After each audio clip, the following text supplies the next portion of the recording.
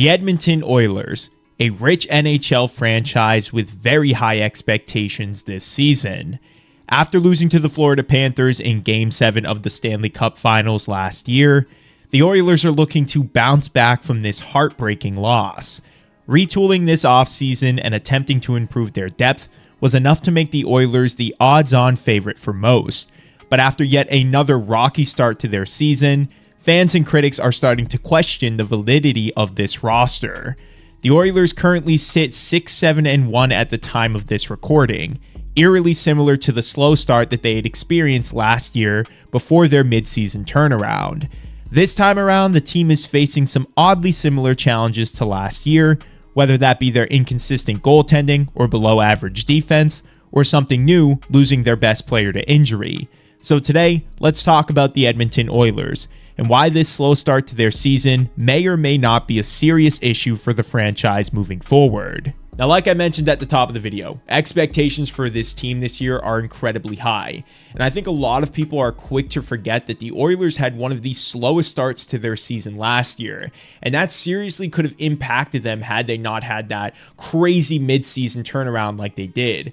Now, this year, they're off to a somewhat similar start. It's not as terrible as it was last year, but the team is around 500. Missing ConnorMcDavid to injury, having some defensive woes, as well as some inconsistent goaltending. We're going to break down every aspect of this roster in this video to see if there's actually a problem with this team, or if they're just trying to get their chemistry up and sort of build off what they established last year. Now, something I want to bring up here, about 90% of you guys who are watching these videos have not subscribed to the channel. Right now, I have a sub goal of reaching 20,000 subscribers by the end of the year. So if you guys want to support the channel and watch more hockey content like this, make sure you hit that subscribe button now. And without further ado, let's get into the Edmonton Oilers to see if there's any issues with this team or if people are simply overreacting. First, let's talk about Connor McDavid's injury. This is not just any star player going down. This is the captain of the Oilers, the face of the franchise, and easily the best player in the NHL. Someone whose absence from a lineup can really be damaging. McDavid against the Columbus Blue Jackets on October 28th went down hard into the boards after being tripped. He managed to get up by himself but slowly skated off the ice and into the locker room. Quickly, he was ruled out right after that for the rest of the game.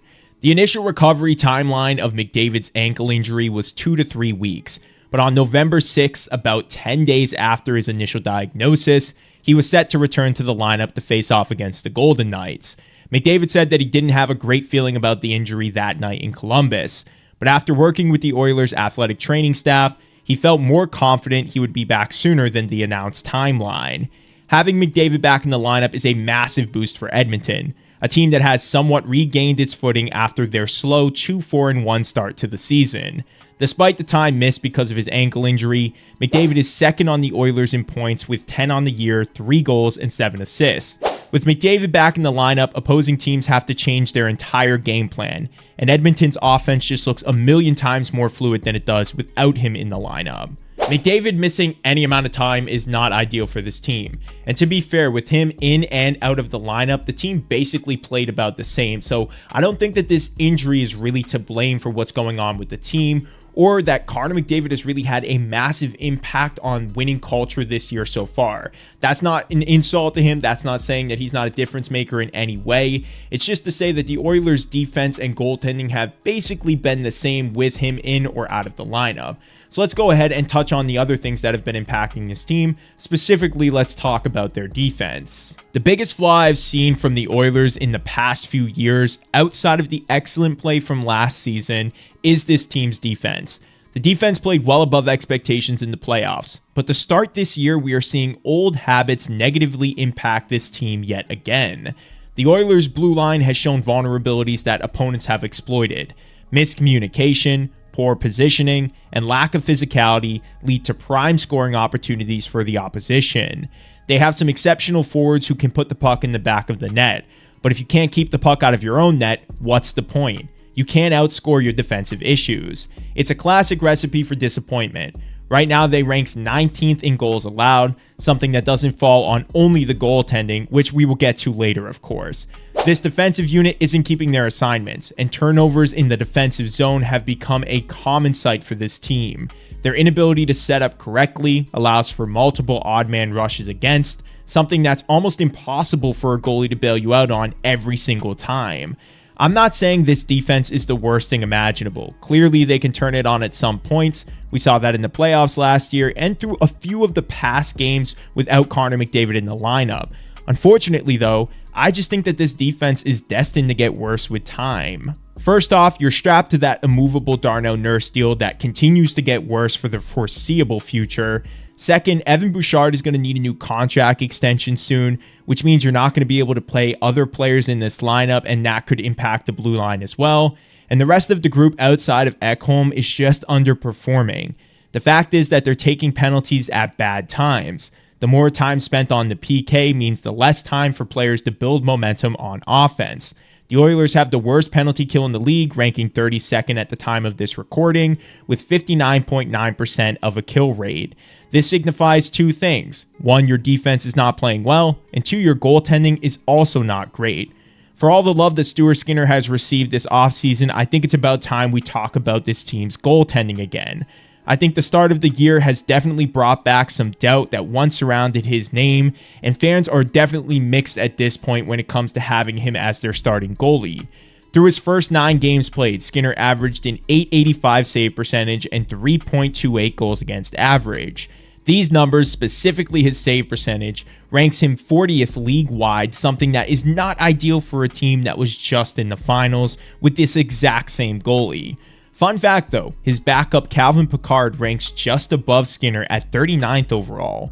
So the poor goaltending isn't just Skinner, implying again that there's something else aiding to their inability to keep the puck out of the net, which circles fully back to what I was talking about with their defense. With the offense producing at a normal rate and the goaltending not being great but somewhat average, the defense is usually to blame for mistakes like this. They're not allowing the offense to set up or have enough time to create opportunities, and they're also not helping out on the back end, allowing more pucks to enter their net because they're putting their goalies in terrible situations. Now, the defense has been bad this year, but some of the blame does fall on to Stuart Skinner and Calvin Pickard. I think people forget, because he showed a few flashes last year of brilliance in the playoffs, that Stuart Skinner was benched for Pickard in that second round against the Canucks. And if it weren't for that switch by Knoblauch, who knows if the team would have even been able to advance past that round against Vancouver. It could have gone south a lot sooner during the postseason last year if it weren't for that change that provided a little bit of fire in Skinner's belly. Now, my biggest gripe with him as a goalie is just his consistency. Sometimes I feel like he's an above average goalie who could put up some Vezina numbers, but other times I feel like he's not even a legit starter in this league. I just wish he could find a little bit more consistency with his game. That way the Oilers could rely on him a bit more. I'm not saying that he's a bad goalie or anything like that. I just feel like during stretches of the season, he just goes on these really big slumps that really affects the team. Hopefully both him and Pickard can find a little bit more consistency. I think that will really benefit this defense and the team overall. But let's now talk about the other thing that sort of has been negative for this team to start the season, and that's their offense. The one thing that I feel is very different this year compared to last year is the lack of offensive output that this team seems to be getting. The Oilers currently sit 30th in goals per game, averaging 2.36 through their first 14 games. Zach Hyman has 3 goals and 5 points in 14 games played, and for a guy who had 50 goals last year, this is definitely a problem. Their 2 main pickups for offense in the offseason, Jeff Skinner had 6 points in 14 games played, and Victor Arvidsson has only 1 goal and 3 apples in 14 games played. Their power play is also down. Once considered the best in the league, they currently rank 27th, only clicking at a 14.3% rate. And needless to say, this is something that the Oilers are definitely going to have to pick up, considering the fact that it's always been the biggest facet of their game and one of the hardest things for opposing teams to defend against. Now, largely, the power play numbers being down can be attributed to McDavid not being on the ice, but even while McDavid was playing for the team through the first stretch of games, their power play numbers were even worse than they are right now. They've actually picked up a little bit since he's been out of the lineup, if you can even believe that. Now let's analyze the overall question. Are all of these problems going to be enough to derail the Oilers from the potential cup run that we all think they're capable of achieving? The combination of McDavid's injury, horrendous defensive play, and inconsistent goaltending has put this team in a tough spot right from the get-go. You can't expect to win regular season, let alone playoff games, without a secure foundation. And right now, the Oilers have not established an identity, especially when it comes to their mediocre defense, causing them more and more problems throughout the rest of their lineup.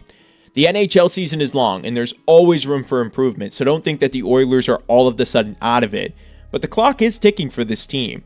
They have superstars who want to win a cup. They have little cap space to improve most of their issues. So it's all about just guys stepping up and playing their role like they did last season. Something that I personally believe they're capable of doing, especially with the return of McDavid to their lineup. The Oilers' next 6 games at the time of this recording are against the Canucks, the Islanders, the Predators, Maple Leafs, Canadiens, and Senators. And outside of the Canucks, I think the Oilers should be the favorite to win most of these matchups and should be able to get back into the wildcard race if they can just manage to pull off a few wins. But as always, I want to know what you guys think. Do you think the Oilers can bounce back from their slow start to the season, especially with McDavid returning to the lineup so soon? Or do you think that last year was their real chance to win a Stanley Cup and that this team overperformed based on the standards that were set for them? Let me know what you guys think in the comments below as always, and let's discuss this along with other things surrounding the Edmonton Oilers. Make sure you guys hit that like button and subscribe to the channel now for more hockey content like this. Thank you guys as always for watching. I will see you guys in the next one.